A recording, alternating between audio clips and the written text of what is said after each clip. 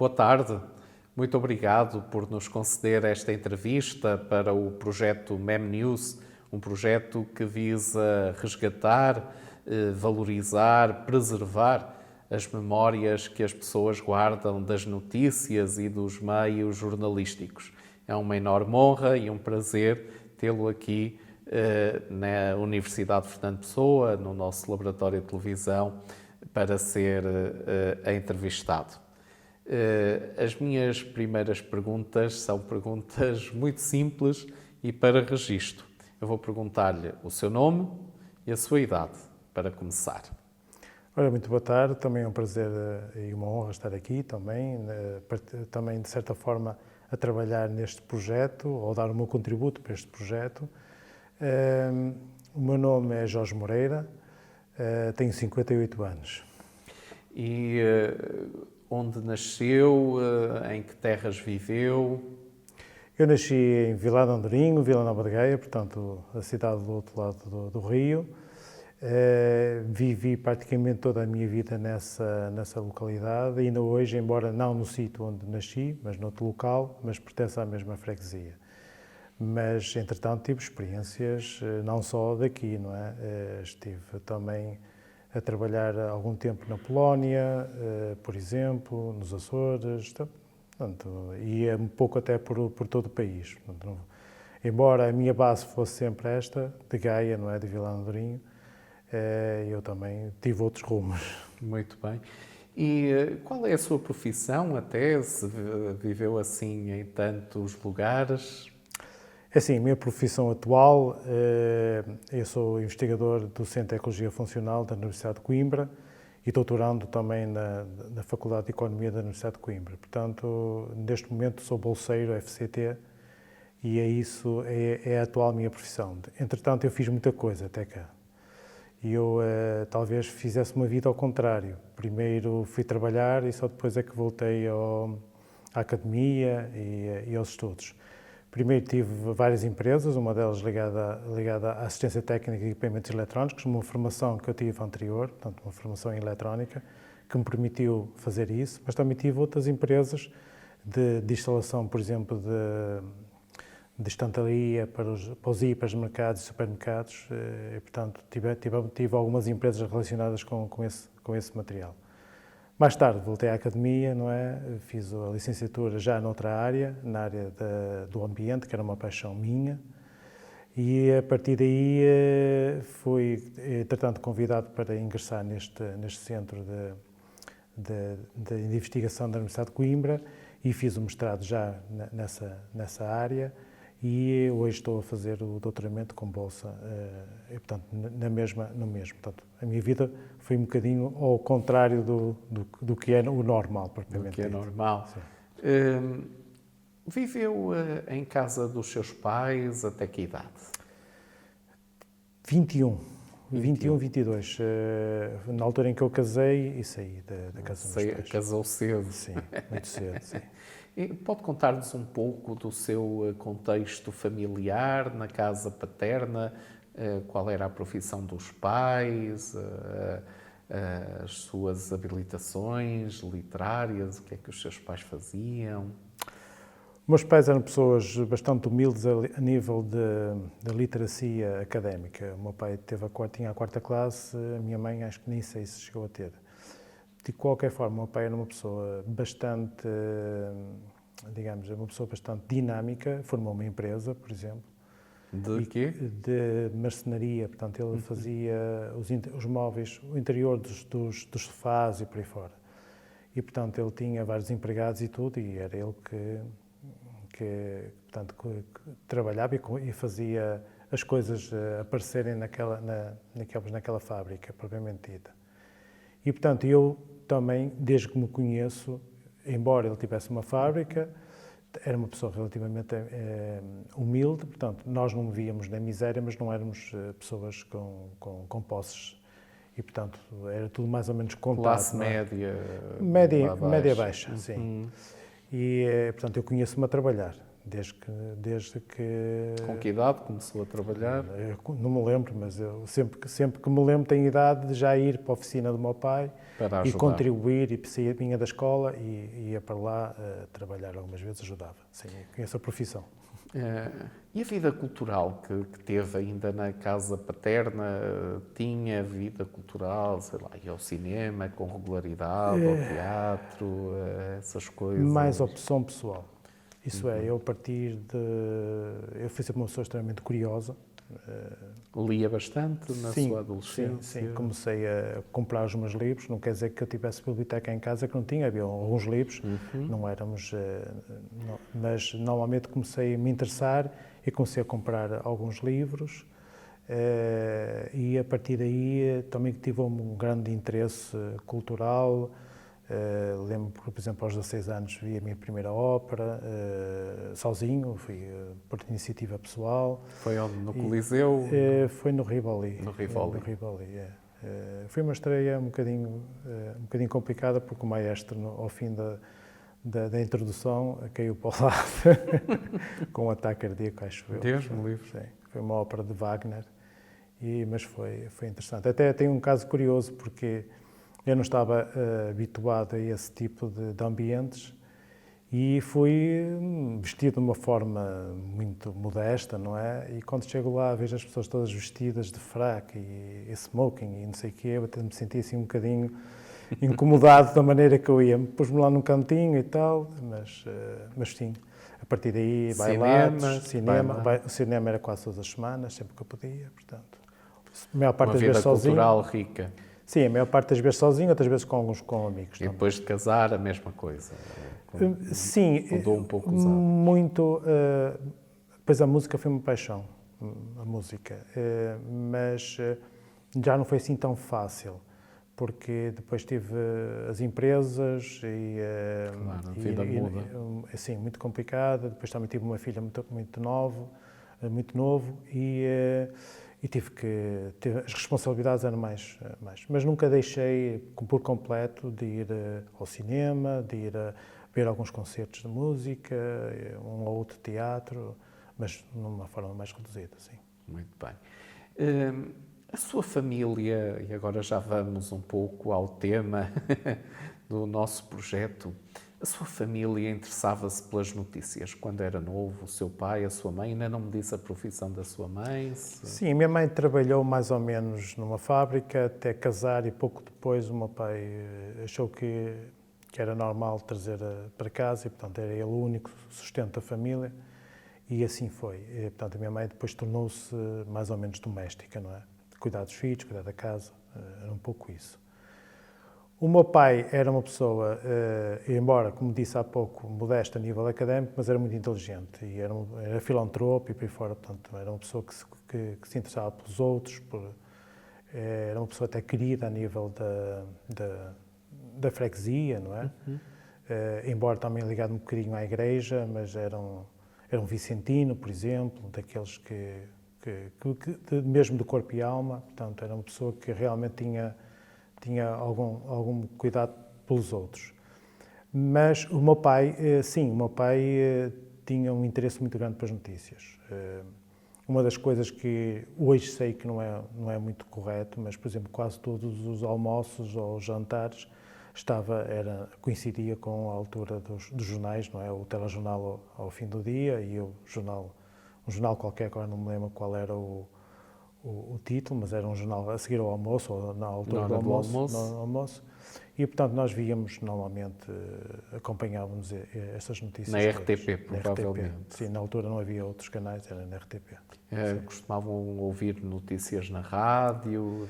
Sim, na rádio ouvia mais no carro. Mais no carro? Sim, mais no carro. Quais eram as estações que se recorda de ouvir? Na altura, Antena 1. Na Antena 1. Antena 1. Claro que eu ouvia rádio, não especificamente pelas notícias. Pela música, não é? Mas as notícias. A informação era sobretudo na Antena 1. Na Antena 1, alguma Rádio Renascença, mas com menos expressão. A imprensa chegava à sua casa? Sim. Que jornais é que se recorda? Todos os dias nós líamos jornais, não é? Normalmente, os jornais que chegavam diariamente à minha casa, que eu lembro-me, era o 1º de janeiro. O 1º de janeiro, o meu irmão saía todos os dias e trazia o jornal ao fim do dia e nós líamos normalmente o 1º de janeiro. Toda a gente lia? Não. O meu pai e eu, a minha mãe, nem por isso. O meu irmão, sim, claro, era ele que comprava o jornal. E nós interessávamos muito. Ao fim de semana, algumas vezes o Jornal Notícias também, ou nos cafés também, quando a gente ia ao café, mas o meu pai já não era muito disso. Eu ia mais ao café com o meu irmão. O meu pai era uma pessoa mais caseira e não tinha... Ou era o trabalho, ou era a casa, portanto não era... Ou então as suas coisas de filantropia, mas não aspectos de ir para o café, isso não ia. E sim. Costumavam comentar as notícias sim. Em família, com sim. os amigos, no café? Sim, sim. E que temas? Todos os temas? Havia alguns temas mais... Há alguns temas que eram transversais, embora não era um tema que eu gostasse particularmente, que era o caso do futebol ou do desporto propriamente dito, não era um assunto que particularmente me mexesse comigo, mas era inevitável falar, porque em casa ou com os amigos, portanto, na família, portanto, também tinha alguns tios que conviviam lá em casa e, portanto, gostavam muito de futebol. E é normal que havia essas notícias relacionadas com o desporto. Eu, aliás, até me lembro muitas vezes de ouvir mais o hóquei patins, se calhar, notícias sobre o hóquei patins com o apuramento ou até do xadrez, que eram algumas áreas que me interessavam particularmente, do que propriamente o futebol.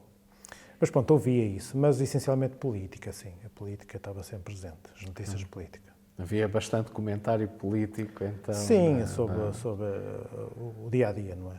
Sobre as notícias. Houve algum momento em que começou a interessar-se pessoalmente pelas notícias? Portanto, ainda foi na casa paterna, com os jornais? Eu acho que foi de sempre. Sempre que me lembro, eu interessei-me sempre pelas notícias. Embora o tipo de notícias que me interessava mais não eram, é como digo, se calhar não era o comum das pessoas, interessava mais, por exemplo, o internacional. Estava um bocadinho desligado do nacional, quando era mais miúdo.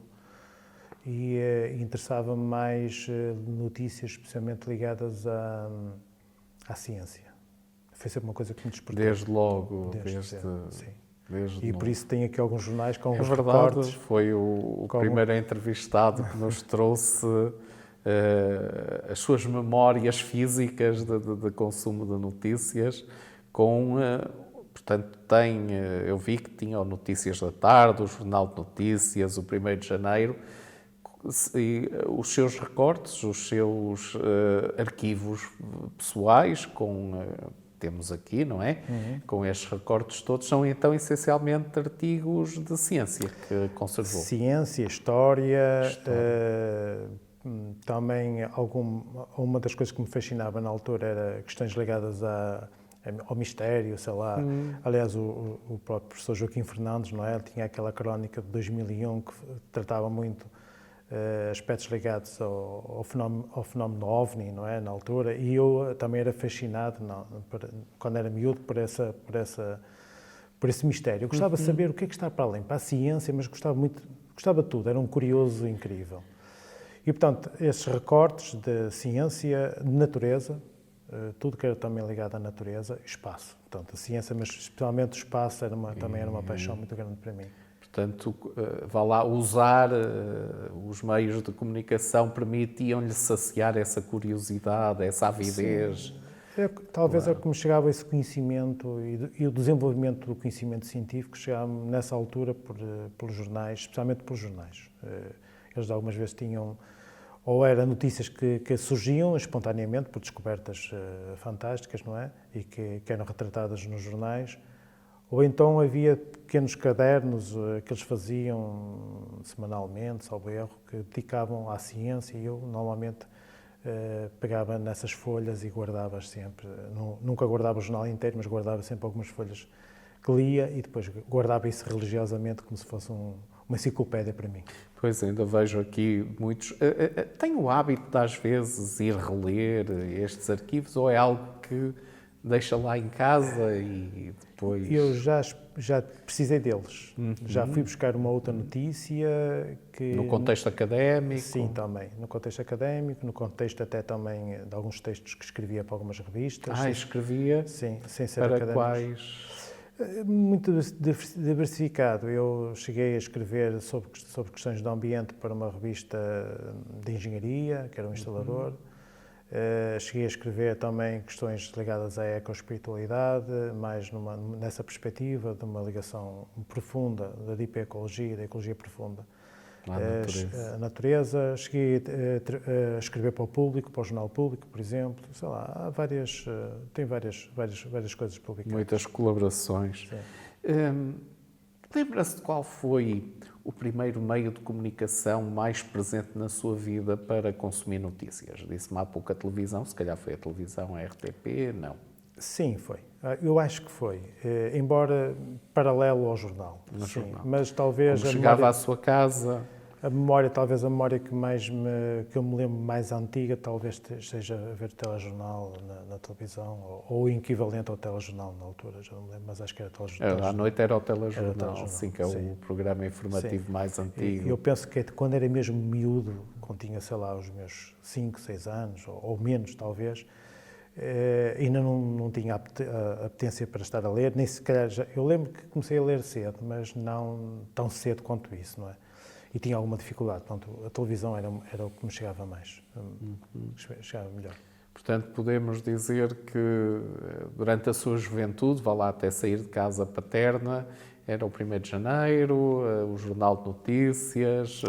Notícias da tarde, porque algumas vezes o que acontecia é que quando não estudava, trabalhava na oficina do meu pai. E ao fim do dia, algumas vezes acompanhava o meu irmão. Íamos até o centro de Gaia, normalmente era um café que existia na altura, que era o Metrópole, e eles tinham, para além dos jornais, os jornais diários, para a gente consumir, os clientes habituais podiam ler os jornais, e nós normalmente líamos. O meu irmão comprava ou o 1º de Janeiro, muitas vezes também a Notícias da Tarde, porque eram as notícias mais frescas, não é? Claro. Nós íamos de tarde e algumas vezes havia notícias de manhã que já saíam mais ou menos neste jornal. E nós comprávamos... vespertino.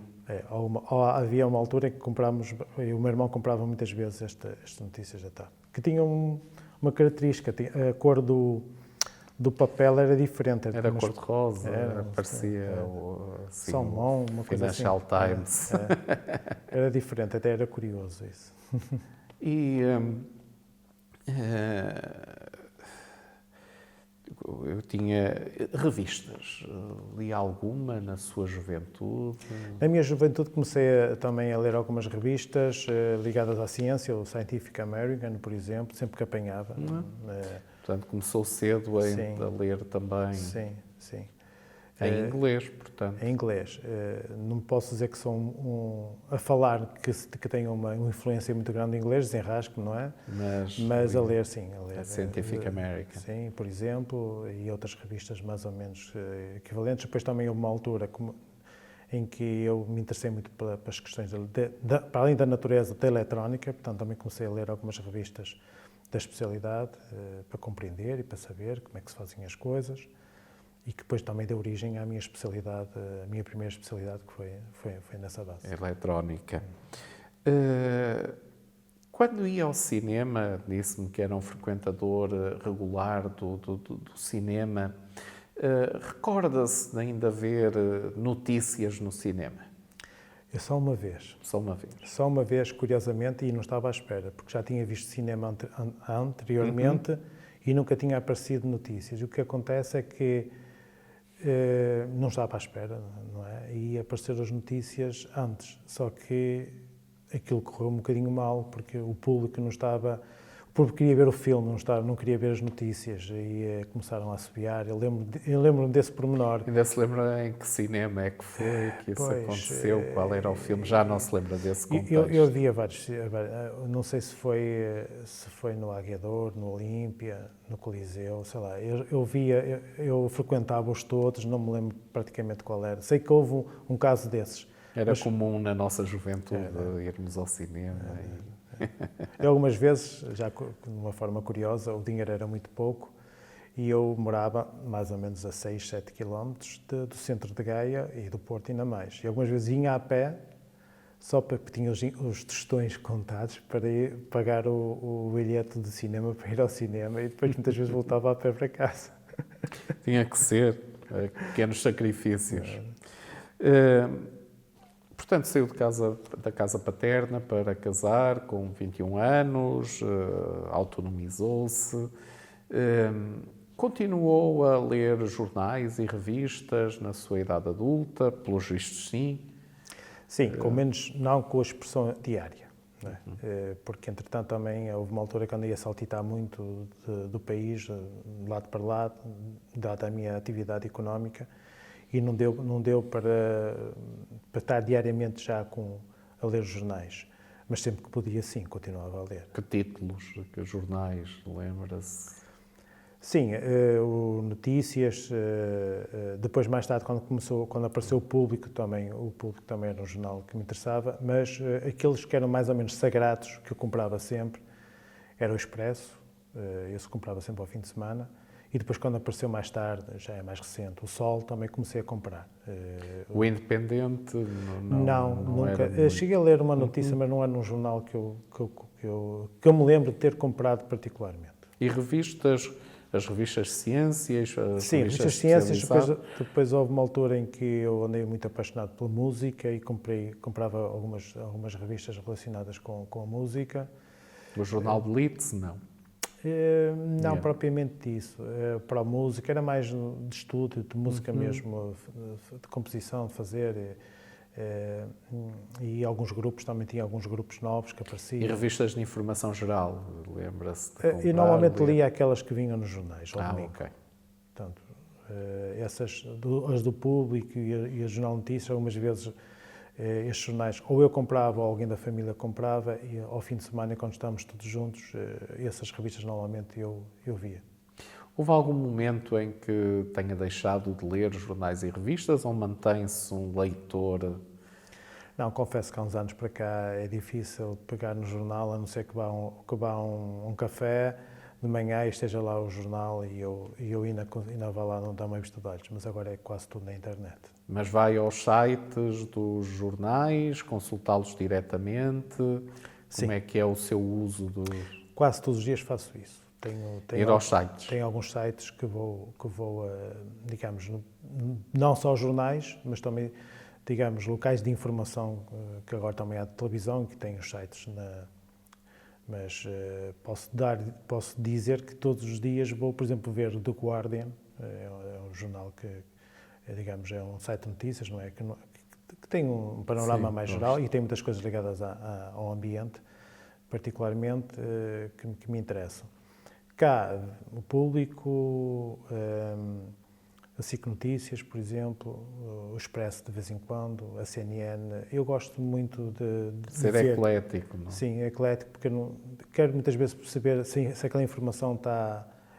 Como é que ela está a ser vista e ser colocada nos vários órgãos. Tem algum aplicativo direto de órgãos de comunicação? Já tive, mas neste momento vou mesmo aos sites. Vai aos sites. Sim. Não assina nenhum? Não, neste momento não. Já assinei, mas neste momento não. Qual foi o público? Assinou o Público. Na versão em papel, na versão online? Online. Recebe no seu e-mail... Embora, como digo, como era religiosamente comprador do Expresso, não era um assinante propriamente dita, mas era um equivalente, não é? Sim. Portanto, sim. Já não mantém o hábito de comprar o Expresso? Não. Talvez nas férias, de vez em quando. Nas férias, para a leitura ao fim de semana.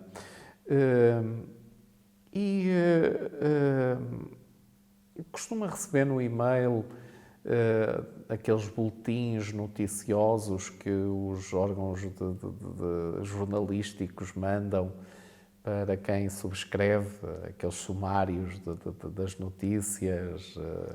Eu recebo alguns, mas depende do como eu estiver no dia. Se tiver um dia daqueles que tenho algum tempo para dar uma vista de olhos, ainda dou.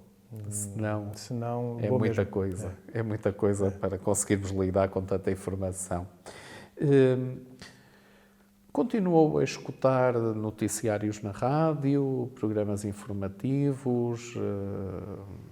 Sim, há uma estação que para mim, embora tivesse mais expressão, desde que surgiu era a minha estação de rádio, era a TSF. Portanto, Continua a escutá-la? Sim, não com a regularidade que tinha no passado, mas a TSF era realmente aquela estação em que eu ouvia, não era? Era a minha rádio. Essencialmente no carro ou noutros contextos? No carro, mas também algumas vezes a trabalhar, ou também colocava, mas especialmente no rádio, no carro.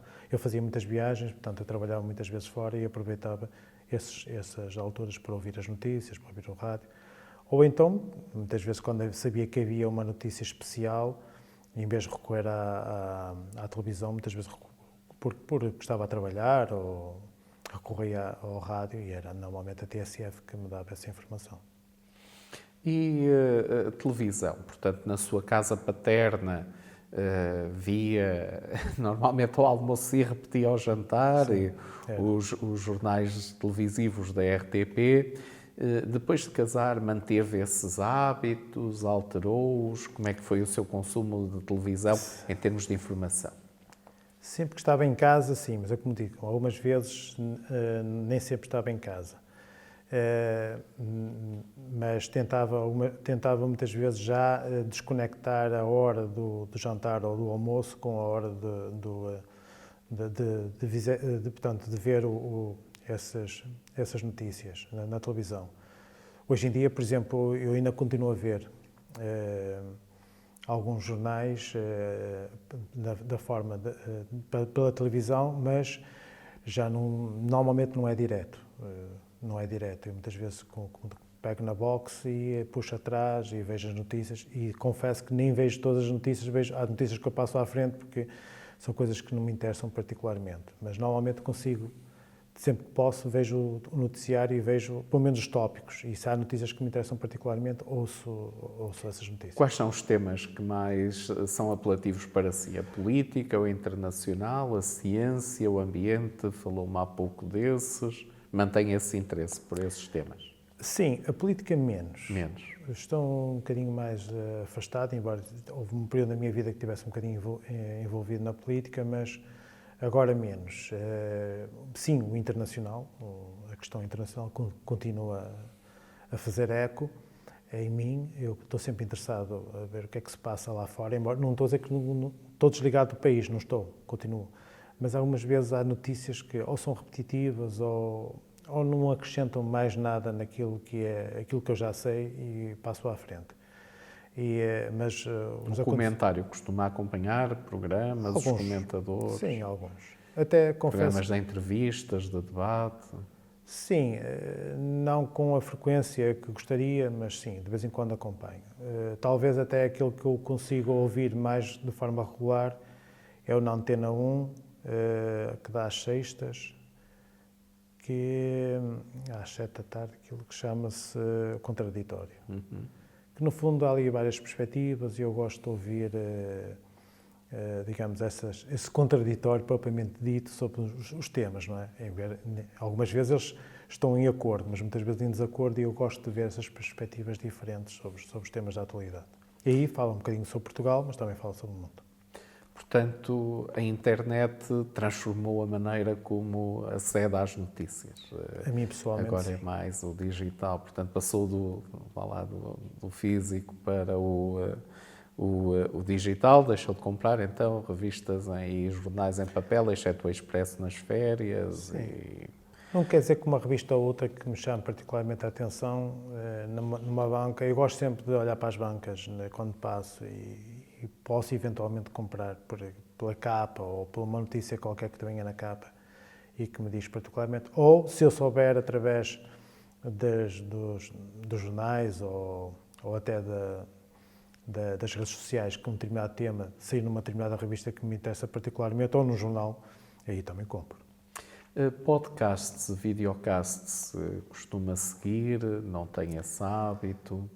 Esporadicamente, é a mesma coisa. Se há um tema que particularmente que me é querido, não é? Ou que alguma pessoa me chama a atenção, sou capaz. Agora, regularmente, ouvir uma determinada personagem Não é muito o meu habitual. Portanto, E, na atualidade, usa muitas redes sociais? já usei mais. Já usou mais? Já. E acede a notícias pelas redes sociais? Nem por isso. As redes sociais, para mim, hoje em dia é mais desinformação do que propriamente informação e não é de confiança. Não quer dizer que um amigo ou outro que partilhe uma determinada notícia que eu não seja curioso e vá depois procurar essa notícia já aos sites realmente de jornais. Mas vai confrontar sempre. Portanto, Sim, pode sim. receber pelas redes sociais, mas Sim. vai aos sites Sim, para verificar. E segue perfis de meios jornalísticos nas redes sociais? Não.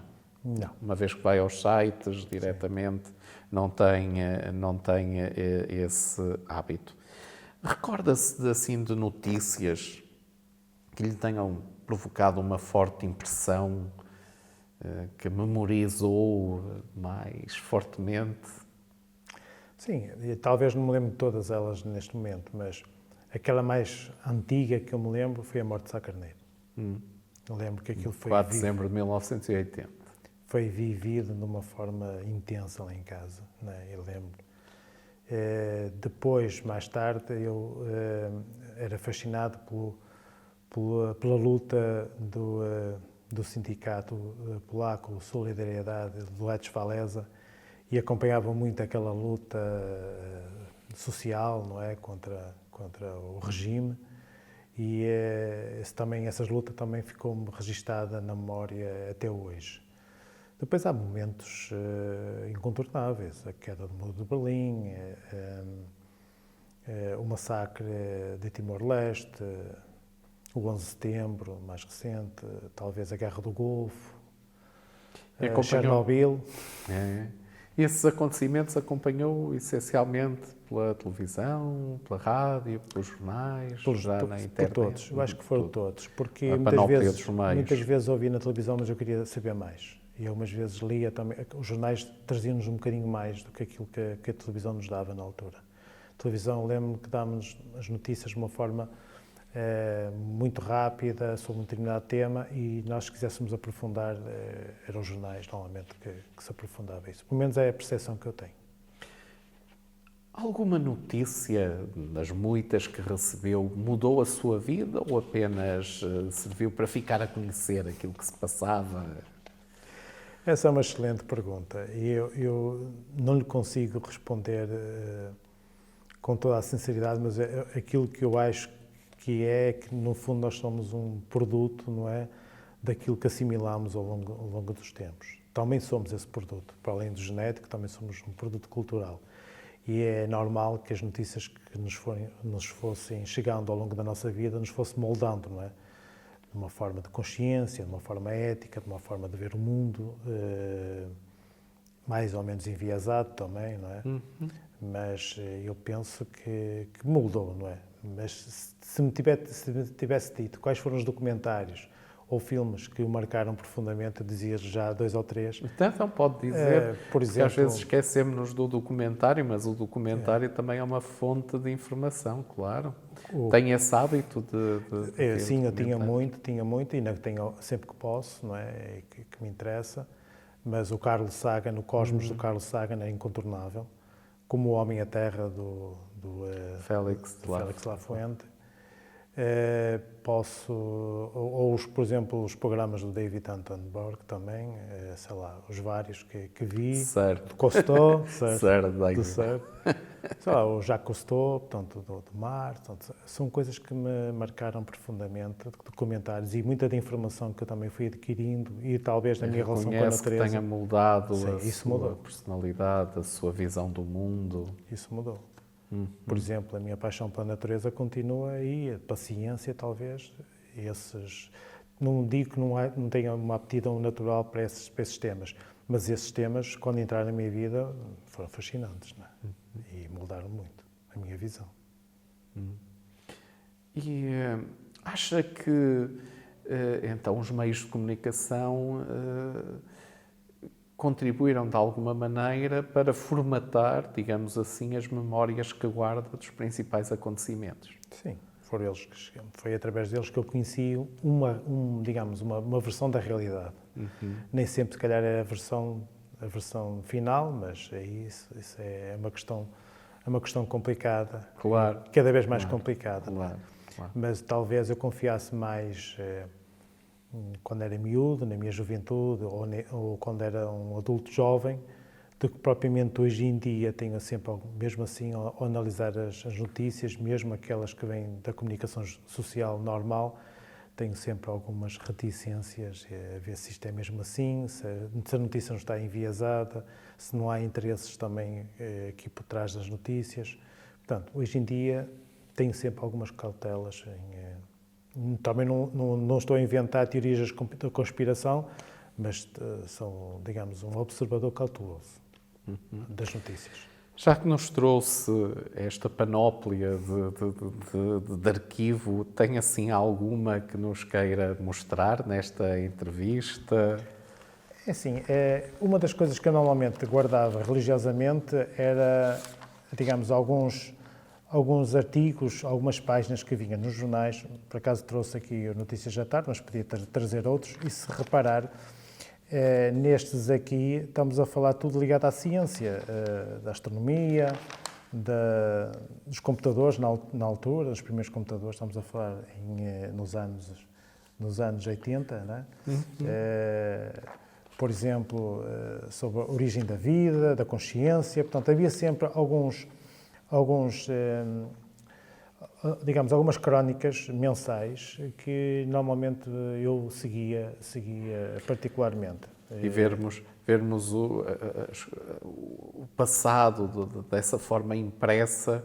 Sim. Também nos ajuda a entender como é que as pessoas desse tempo, que éramos nós, há alguns anos, há 40 anos, 45 anos, olhávamos para o mundo, não é? Sim, isso faz-nos ver de que há coisas que continuamos a olhar da mesma maneira, mas há outras que mudamos radicalmente, não é?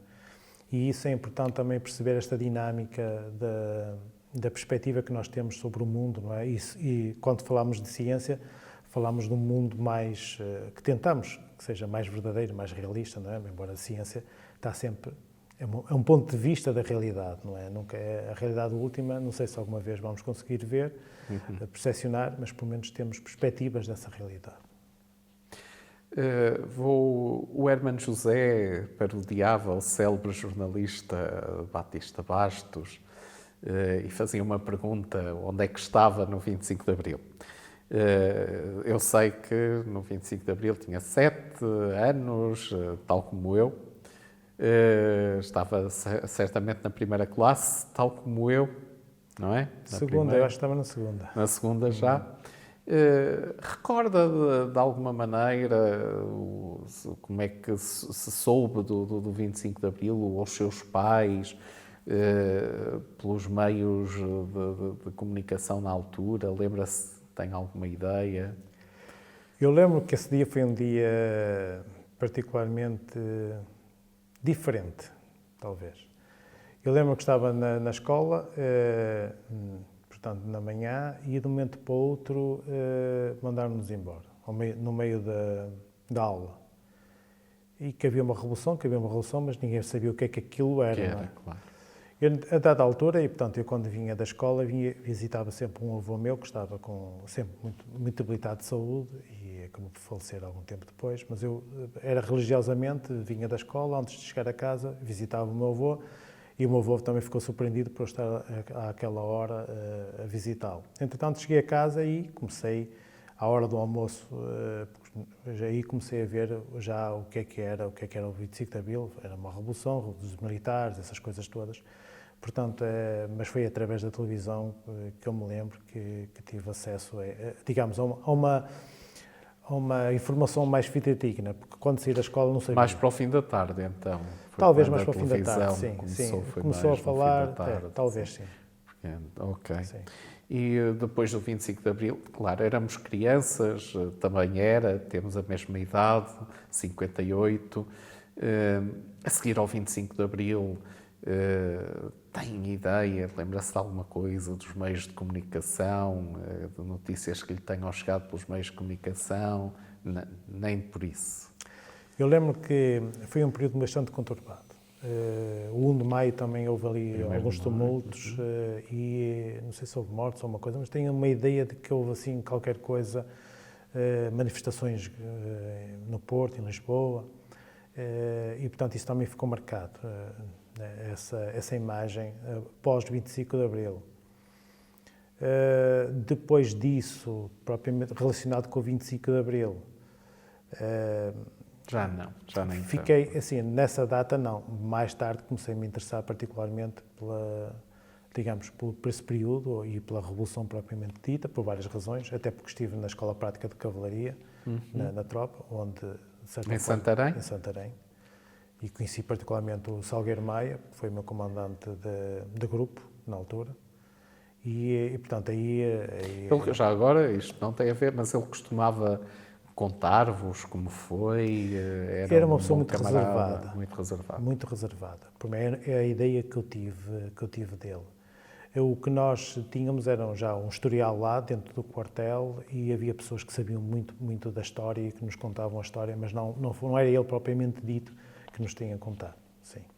Mas era uma pessoa muito reservada, muito respeitosa, destacava-se de muitos dos oficiais na altura, lá embora na cavalaria havia era um bocadinho diferente, mas destacava-se profundamente. Ele era uma figura que se destacava mesmo, até bastante empático, uma pessoa presente, não com aquele estilo de militarista que nos é conhecido, não é?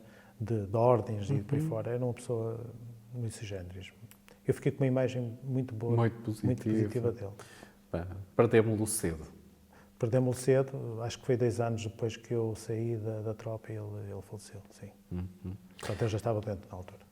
Pronto, portanto, éramos crianças, vá lá, digamos, mas em 1980, na altura em que o Sá Carneiro morreu, aí já acompanhava bastante sim.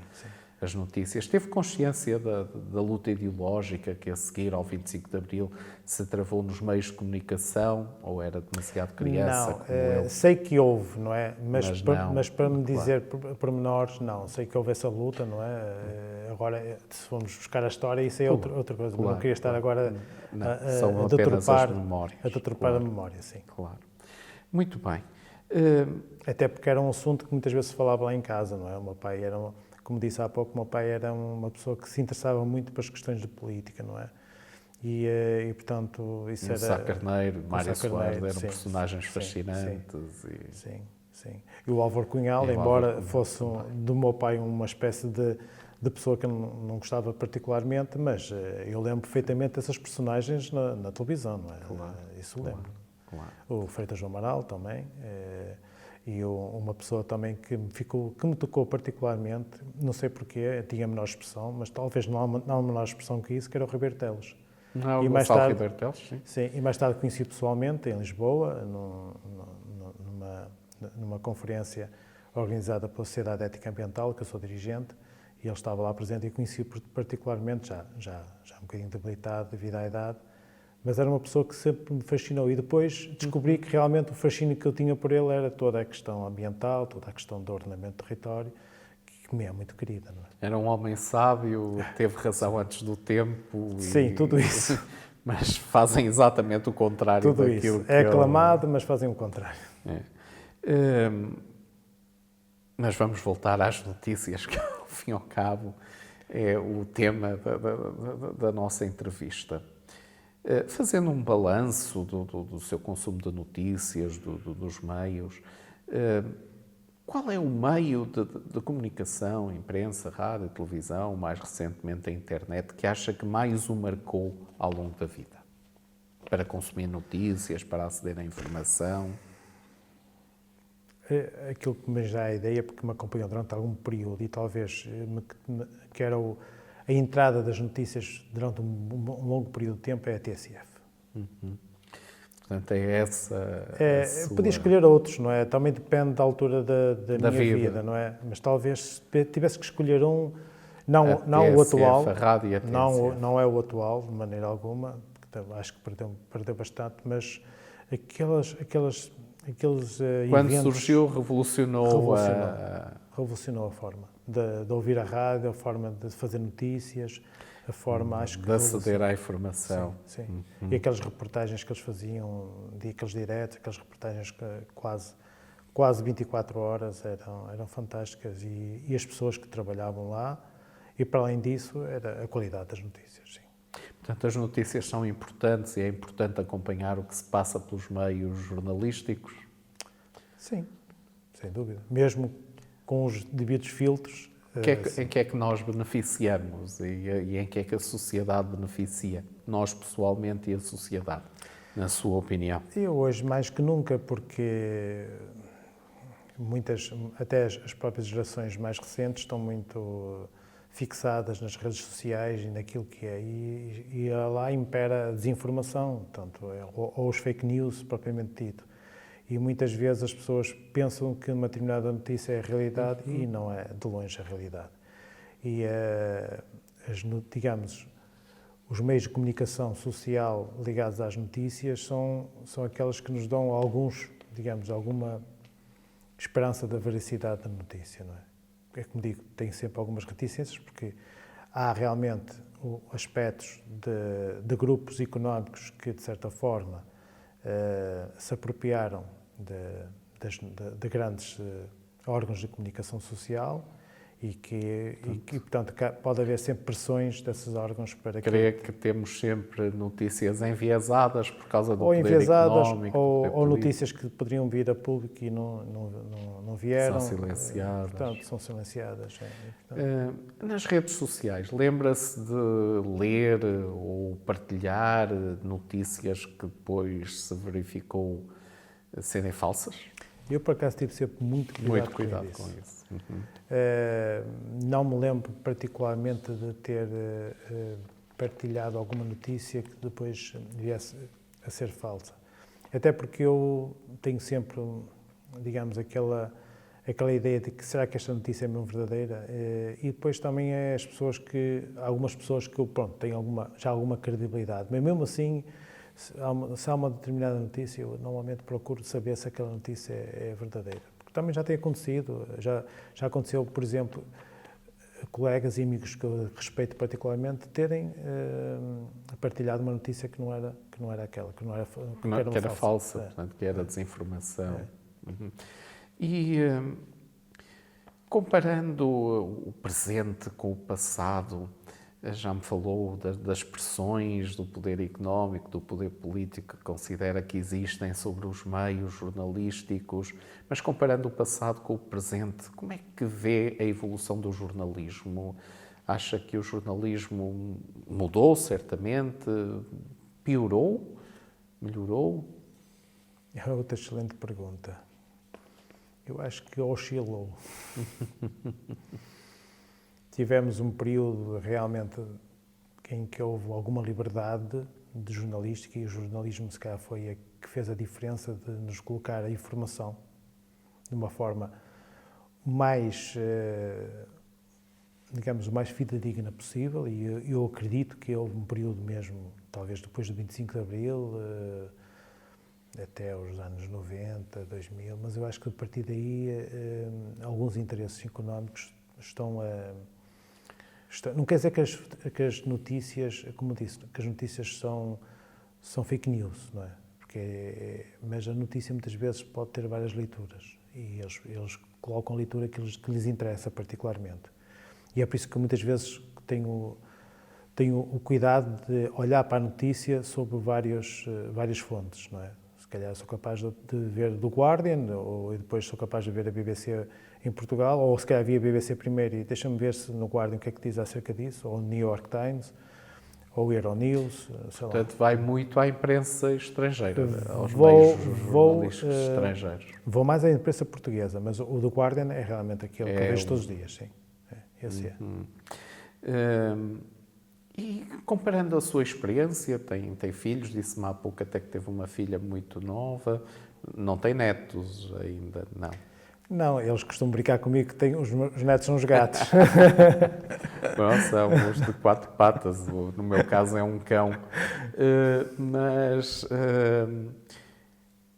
Consegue comparar a sua experiência com os meios jornalísticos com a experiência das gerações mais novas e como é que olha para este fenómeno? Assim, eu não os vejo eles a verem propriamente ditos telejornais ou coisas assim desse género. Mudaram, sim. E também não vejo eles com grande... Eu vejo que eles têm interesse na atualidade, mas não vejo eles a procurar, como eu procuro, nos jornais ou nos meios de comunicação social. São mais passivos, contentam-se com a informação que lhes vem pelas redes sociais. Algumas vezes perguntam, é mesmo assim e tal, e se eu souber, digo. Algumas vezes perguntam, mas também são críticos em relação àquilo que vem digamos, nas redes sociais. Não confiam. Mas por eles, portanto, eu nunca intervi em relação a isso. Vê-se que eles têm esse filtro. Eles percebem, são pessoas que percebem isso, mas não são particularmente interessadas em saber como é que está o mundo propriamente dito. Interessam-se pelo mundo, mas não da forma que se calhar como eu me interesso. Ou pelo menos nesta fase. Falou-me há pouco que considera que os meios jornalísticos são muitas vezes condicionados pelo poder político, pelo poder económico, mas confia no jornalismo e nos jornalistas, particularmente no jornalismo e nos jornalistas portugueses? No modo geral, sim. E essa relação de confiança mudou, aumentou, diminuiu em relação ao passado, manteve-se? Não, diminuiu. Hoje confia menos do que no passado? Confio por causa disso, não propriamente por causa do jornalista propriamente dito, mas das condicionantes que o jornalista tem hoje em dia. Relativamente, para já, porque tem que olhar para o seu salário também, não é? E, aliás, a TSF é um caso que se percebe bem que muitos dos jornalistas que estavam lá e que tinham alguma qualidade e acabaram por ir embora por causa das questões económicas, não é? E do poder que foi exercido sobre essas pessoas. Portanto, jornalistas que eu prezava particularmente. Se usa, e à partida usa vários meios de comunicação ainda para se manter informado no presente, embora agora mais via internet, mas continua, como disse, a ver televisão, a escutar rádio, menos que no passado, mas continua a escutar rádio, particularmente no carro, notícias na rádio. Que razões é que me pode dar para manter esta panóplia de meios como fontes de informação? Quanto mais diversificada for a fonte, melhor eu tenho, digamos, a noção da realidade, não é? Ou pelo menos mais próxima será essa realidade. E isso faz toda a diferença. Se tivesse um meio de comunicação, se tivesse um jornal, e esse jornal, por exemplo, fosse muito enviesado, ou fosse politicamente da esquerda ou da direita, não é? Já há aí condicionalismos, portanto, ao dar a notícia. Ou, por exemplo, se fosse de um meio de comunicação social em que o poder económico era aquilo que estava mais presente e, portanto, há notícias que, se forem contra isso, não são publicadas, coisas assim desse género. E nós sabemos, por exemplo, a nível do ambiente, que há notícias que não saem cá para fora porque conflitua com os interesses instalados.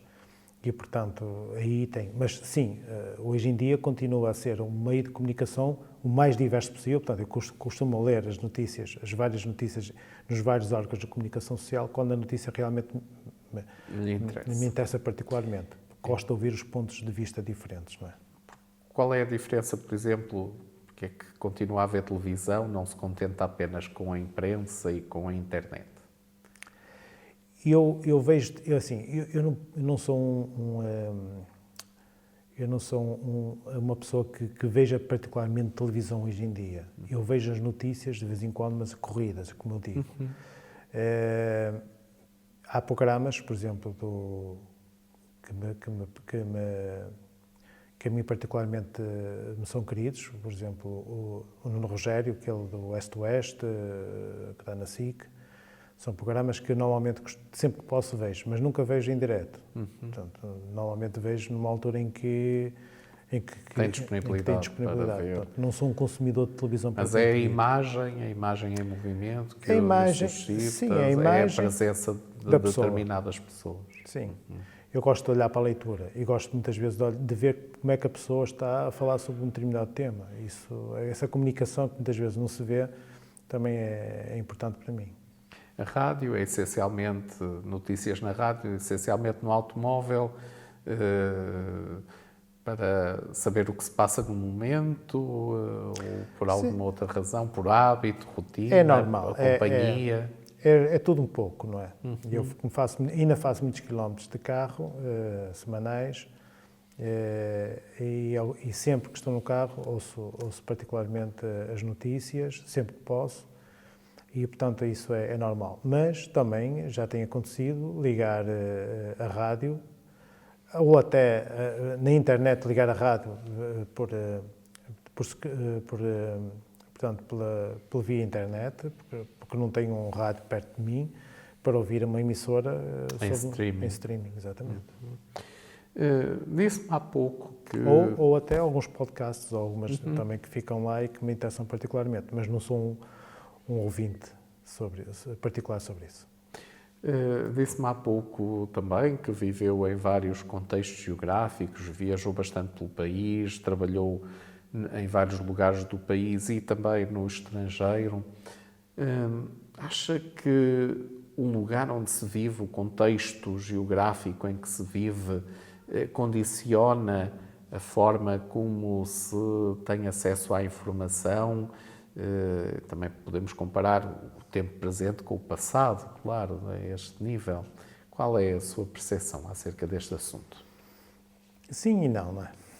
Sim, sim pelo aspecto de que nós estamos num local, temos um determinado tipo de cultura e uma determinada visão da vida que é completamente diferente, por exemplo, do que pensam um romeno, ou um russo, ou um indígena norte-americano. Portanto, cada um tem a sua visão e a sua leitura do mundo, não é?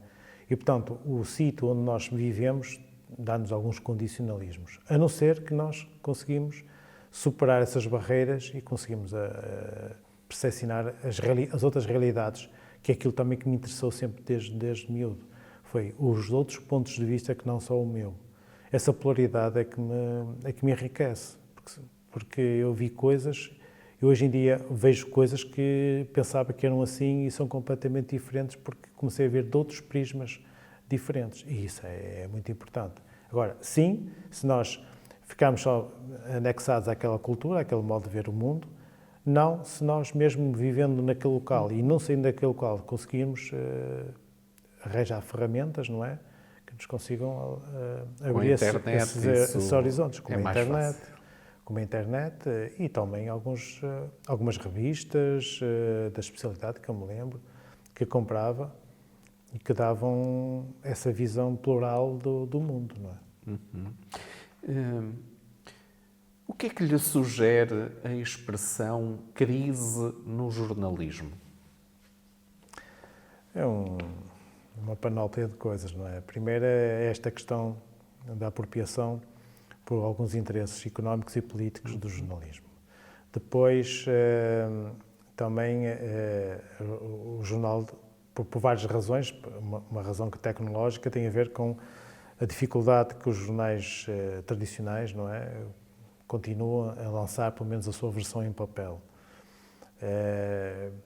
Para além disso, hoje em dia também há uma grande corrente de fake news ou de notícias enviesadas para que determinados grupos têm interesse particular, e hoje ainda mais, agravados não só para a questão política, mas também para alguns interesses do outro lado do mundo. Por exemplo, há países que têm tentado influenciar as notícias e o modo de ver das coisas com ações concretas na internet, em redes sociais, ou com notícias falsas e por aí fora, ou enviesadas, porque interessa-lhe particularmente esse mundo. Portanto, há uma série de crises que estão relacionadas com o jornalismo atual que tem que sobreviver, não é? E depois também a questão do financiamento. Se um jornal é suportado pelas vendas normais do jornal em papel, Se essas vendas caem, como é que ele se vai suportar?